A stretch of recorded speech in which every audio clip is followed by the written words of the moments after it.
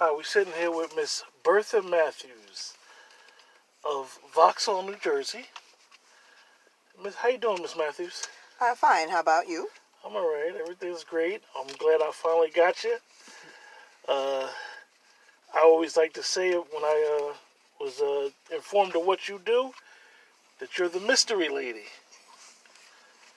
So who is Bertha Mathews? Actually not a mystery at all.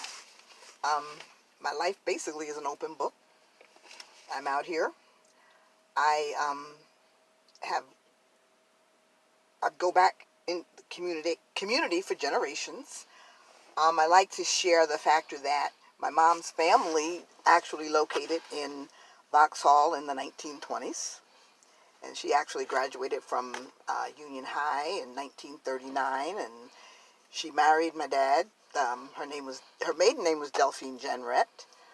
She married my dad, Charles Little, who was from Madison, New Jersey. Okay. And after that marriage, they moved to Madison, and that's where I was born and my brother was born.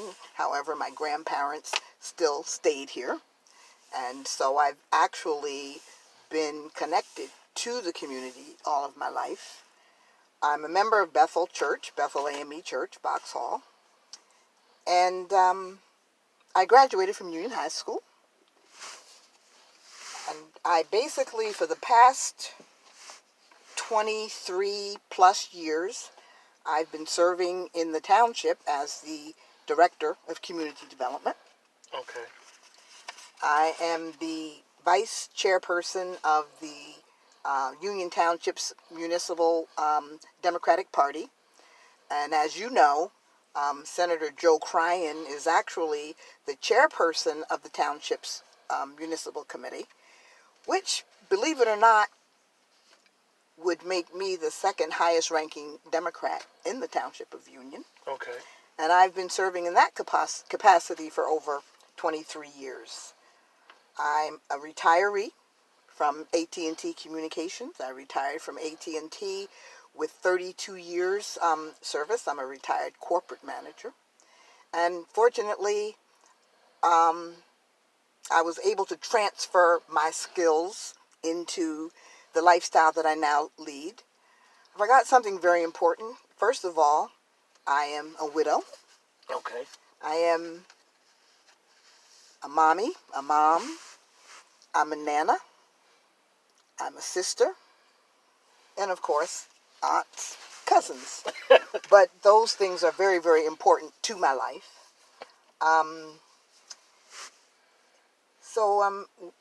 Do you have any particular questions? What does CDBG entail? Oh, that's a Community Development Block Grant, which I administer for the township. And I've been doing that for 23 years. And in that capacity, I have 5 subordinates that work with me. And what we do is we formulate a grant application, and we bring the grant into the community, and then we administer it. And what we actually service with the monies that we get, we provide hospice care to the terminally ill through the hospice organization, care to the elderly, visiting nurses and things like that actually come through a nonprofit organization. We also, all of the streets that you see being done in the township here, last year it was Smith Street, the year before it was Marion Street. In this upcoming year, it's going to be Berkeley Place. So I get to blame you for being traffic held up then? Absolutely, absolutely. But it's the end result. So Berkeley Place. That's on schedule to be done sometime after September 2020. Wow, that street has been notorious, like historical street, like always been the same way, as long as I can remember. Right. Well, this year we're going to do something about it. And what we do is we leverage funding with the township's capital funding. we leverage funding and we actually do all of the streets in this community because the funding can only be spent on certain streets because it's targeted for certain areas. Okay. And Vauxhall happens to be one of the target areas. We provide sliding scale through a nonprofit an infant program and a toddler program and daycare program. And we also provide companion aid services. So that's basically what we do in CDBG. And we do it from Town Hall. You know, it's a department in the Township of Union. Town Hall? Yes. Okay. Yes. So pretty much you guys are there. Do you think a lot of people know that you guys do this services? Not as many as we would like to know. It is advertised on the township's TV 34. I'm trying to figure out. It's on the township calendars. Okay. We send mailings out. We visit local nonprofits or any organization that would invite us to come in and do a presentation. We're available to do that. But not as many people know as we would like to know. We also have the premier program is actually a housing rehabilitation program. And I think you might have that pamphlet there in your hand, where we do generally about 13 houses per year based upon income eligibility. A person would come in, apply to our program. We provide about $25,000 and we target major systems. We do furnaces, we do roofs, windows, insulation, masonry. We're not a handyman service. We would anticipate that a project, before we would even consider doing it, would have to be at least $3,000. Okay. And the program provides the fundings. We have a list of contractors that we use, and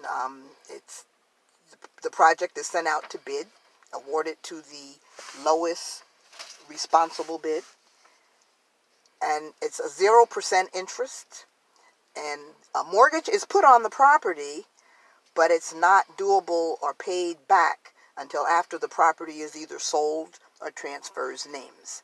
And the program actually is geared to keep, for one, senior citizens in their homes longer so that they don't have to go to nursing homes or that they don't have to spend up their limited savings to take care of these items, and to eliminate the slums and blight in neighborhoods. Like, for instance, if you have a neighbor next to you and you see that that person needs a new roof, you know, they might have a tarp laying on their roof, or they might let you know that they need a new furnace.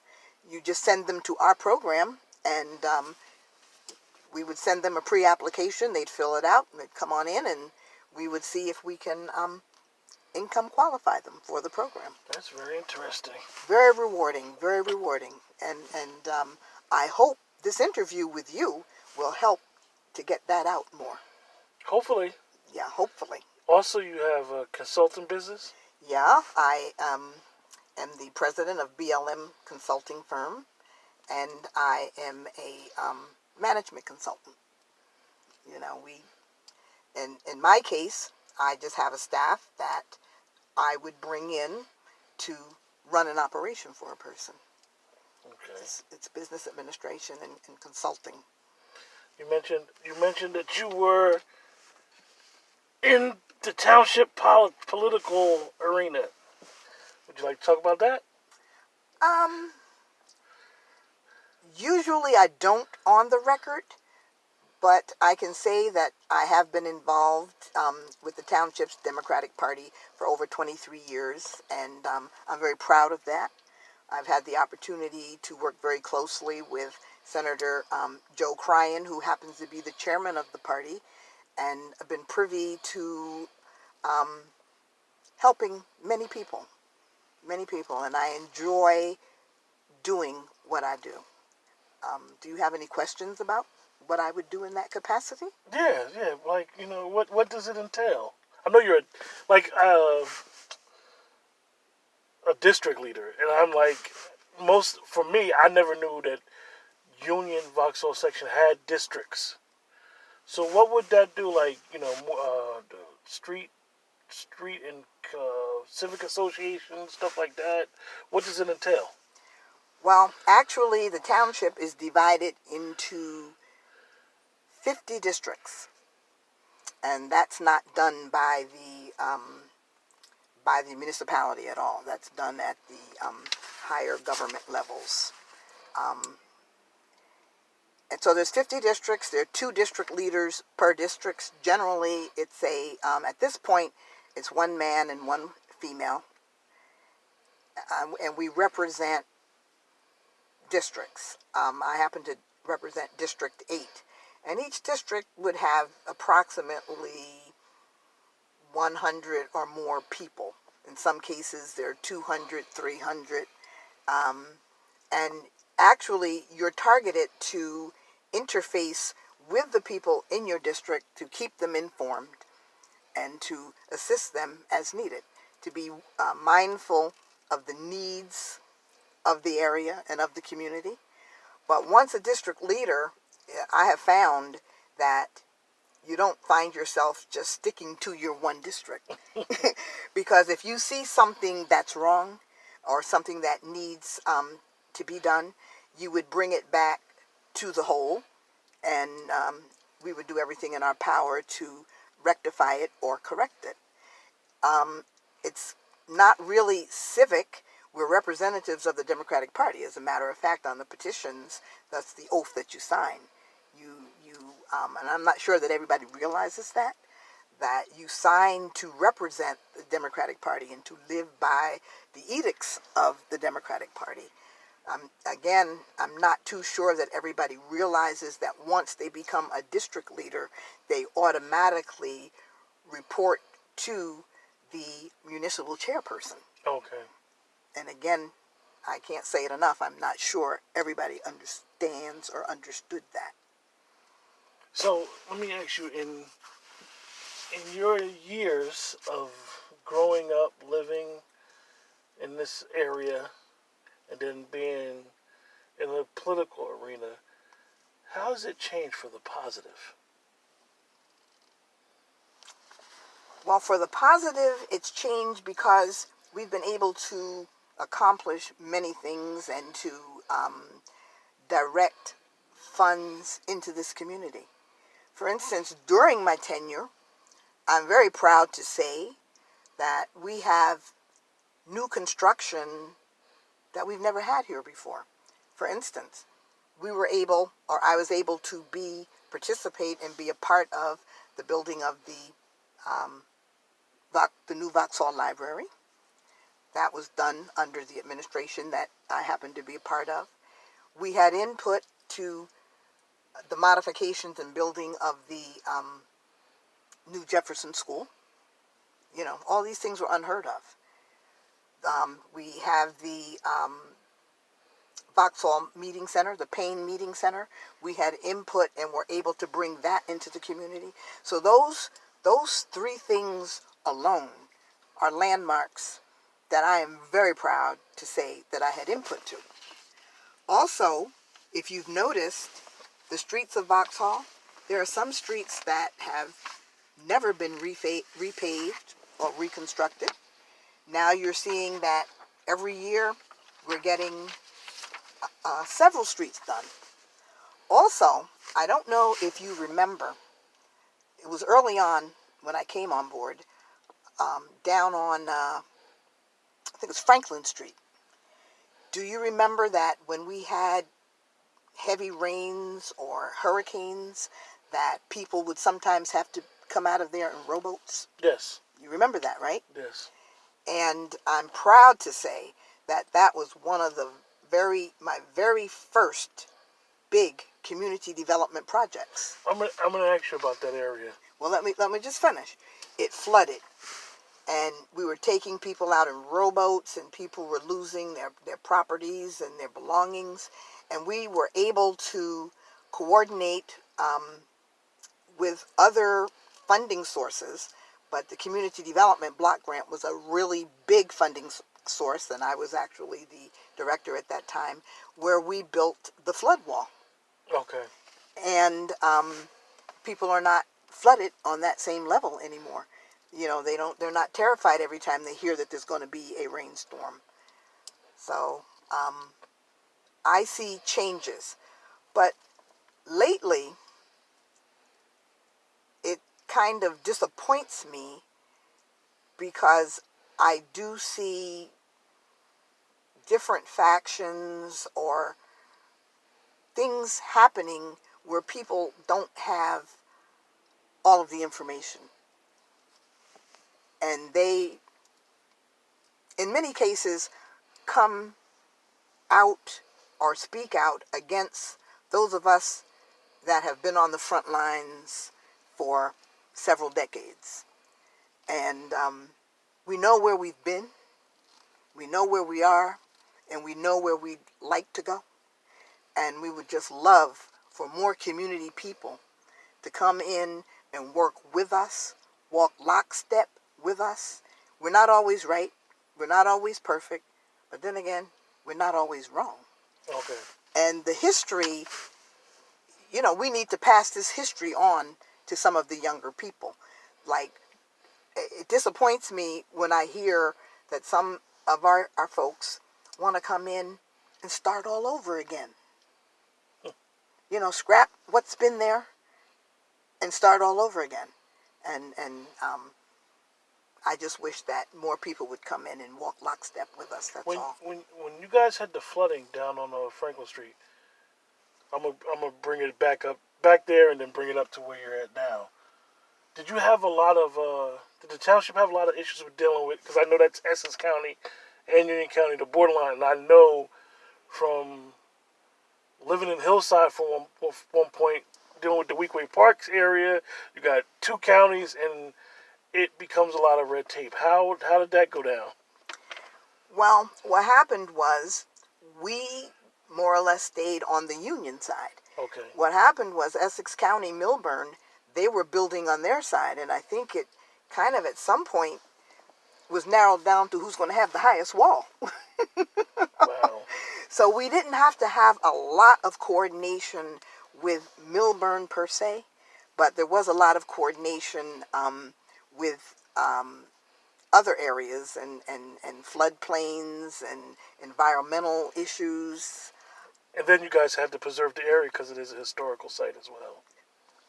I'm sure we had to preserve some of it, yeah. Okay. And unfortunately, Greenfield Park became more or less like a flood basin. Okay. Because the water had to go somewhere. The water, rather than it go into someone's home. That is the Rahway River, Yeah. Yeah, Okay. okay. So since you brought us up to not a dissenting voice, but maybe more community engagement with how can I say it, the senior guard, and so you feel like a lot of people don't know what goes on, and they just are adversarial, or just. Well, I think when people know better, they do better. I think that probably a part of the issue is that there are louder voices. I come from a generation of doers. That's what I'd like to say. We're next to the greatest generation that was ever here. That was our parents, my parents. But from where I stand, a lot of us just go ahead and do what needs to be done and don't do a lot of talking about it. Okay. And maybe don't really share all of the heartache that we perhaps went through to get to where we are. You think maybe people understand that. So I think that when people know better, they do better. So what I really feel is that we need to do a better job of letting people know what we're doing. Let me ask you, when was the last time that Union has had a Republican mayor? I would say about 23, 24 So it's basically years. been Democratic. Yes. Okay. Yes, and it's been pretty good for the community. I say that because I work with each of the mayors, and I know what's in their hearts and what the plans are. Um, but I'm sure that one day, like everything else, nothing lasts forever. And I'm pretty sure that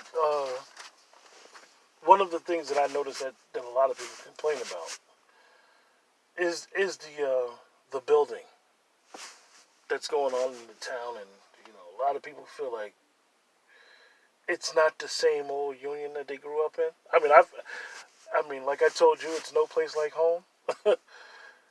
And I'm quite sure you say the same thing because you remember when Home Depot and all that stuff wasn't the cow pasture. Yes. So, and I loved it. and if you grew up, for the listener, if you grew up in one part of town in Vauxhall, the bottom was a different city and up top and up top. Like they didn't mess with each other, So isn't that funny? Like 6 streets down the bottom were all named after sisters. Women, and it's like, if you don't understand the dynamic of the town. Well, when I was growing up, when I was young in school, I couldn't go down past, well, first of all, very seldom was I even allowed to come out to Springfield Avenue, which we called out the corner, by myself. And certainly wasn't allowed to go past Vauxhall Road. When we went down, we were tipping. It's interesting, isn't it? Yeah. How I don't changed. think a lot of people understand. Like Route 22, for instance, is like a major highway. Well, it is in the country, and then not only that, just the northeast corridor alone. Absolutely.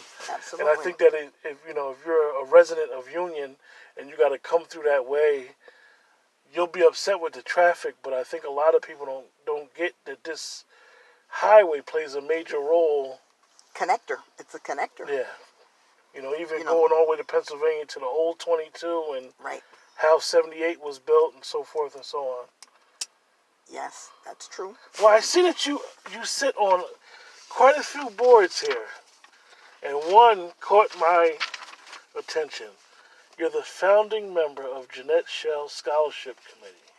I am one of the founding members. It's called like a charter member, but I was one of the founding members. I was a part of the group that actually started the Jeanette Shell. So for the listeners, who was Jeanette Snell? Shell? Yeah, who was she? Do you know Mrs. Snell? Shell? Yeah, I remember when I was a little guy. Yeah. Well, Mrs. Shell is, she's still alive. And she was what we called the librarian at that time, the Vauxhall librarian. I'm not sure what her actual title was, but she's all we knew. And the library was like a safe house, a safe ground after school for a couple of generations of young people. I would. And what would happen is that after school, because there was no recreation center,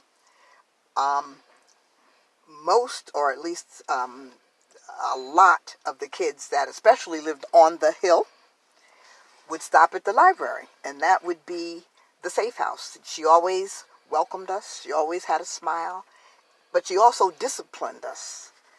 And it definitely was beneficial to the ones that were latchkey kids, and perhaps maybe their moms and dads were not at home yet. Yeah. So at that time, before we had all these rules and regulations against this type of thing, she would also serve as the almost babysitter for many, many people. People had a sense of belonging, and she did that for decades. And we're very, very grateful to Mrs. Shell for having been there. Her and her staff. Yeah. Her and her staff. I know I am. Yes. She was. To know her was to love her, and she's on Oregon Street right now. She was very adamant with reading. Yes. She made us do our homework, and her maiden name was Jeanette Harris before she became Mrs. Jeanette Shell. But speaking, I'm also the chairperson of the Oliver E. Young Scholarship Fund, and that is the Oliver E. Young, that's the UTCAO Foundation, which is a offshoot of Union Township Community Action Organization, and Oliver E. Young was he was an educator in the community, as well as very instrumental in the building of Union Township Community Action Organization. And upon his death, he left an endowment that he wanted to be distributed to, and he also gave a portion to Roselle, because he actually was a principal in Roselle. But he wanted it to be distributed to children who might not otherwise get scholarships, not necessarily your A student, not your F student, but maybe that in-between student. He wanted them to be sure that there was a fund that was available for them. And I would say that over the past several years, we have given out at least $150,000 in scholarships. A student can get anywhere from $1,500 and usually down to $500, $200 as a scholarship. And it goes to Union High School students only. Okay. Only. He wanted to take care of his And his students. that's through the UTCAO. That's through UTCAO Foundation. Wow. So that's Incorporated. So those are two things that you're very proud of. Very proud of. And we're quiet people. We kind of do it quietly. But every year, there's scholarships awarded. And I smile whenever I see the students. And the students who are awarded, they always give me that hug when they see me. And, and we invite them to come back and share what they're doing with us. So that's something that I'm very proud of. I was the board chairperson of UTCAO, Union Township Community Action Organization, for better part of 10 years. That again was rewarding because we target people that might need a hand up, not a handout, but a hand up. For instance, if we have a sliding scale daycare, that's more affordable to you than going into a daycare where you have to pay the same rate as a person that's making $200,000 a year. So the UTCAU has a sliding daycare. Yeah, UTCAO. It's based upon income. Okay. And the township partners with them also, and so that's something again that's very rewarding. And it's. What would you advise the younger generation how to get involved in community? What would be some suggestions? Well, I would say to get engaged, and one of the things that they should do is attend township committee meetings. They're pretty much every other week. Sometimes it might be the third week. Learn civics. Learn how government works. Learn who your representatives are. And if you need something, don't be too shy to ask. If you go to town hall, if you talk to the mayor, or if you talk to township committee people or the township administrator, if you have a need, they will do everything in their power to help you. Rather than what I say is the analogy of throwing stones and putting your hands behind your back. Oh, yeah. They don't do nothing. They don't do anything for us. Vauxhall gets nothing. Vauxhall whatever. You have to let people know what is needed. And once we know what is needed, then if we don't respond, then you can say people don't do. Okay. But you can't keep it a secret and then just sit amongst ourselves and complain. And I'm available and open. Another thing that we do in our office at Community Development, we provide referral services. Many times people will come over to Town Hall and they need to know where to go for certain things, whether it be at the county or at the state. And we're always available to help people find the proper resources, where they need. Okay. Was there anything else you'd like to discuss? Anything else that you think I might have left out? Or, I'm quite sure you have a lot more. Oh, yeah, there's a lot more, but I just thank you for being interested enough to find out what I do or what I'm involved in the community. Because as I said, my basic temperament is just to do it. Okay. And I don't do a lot of talking about it. Okay. So, well, glad you could join us, and we appreciate it.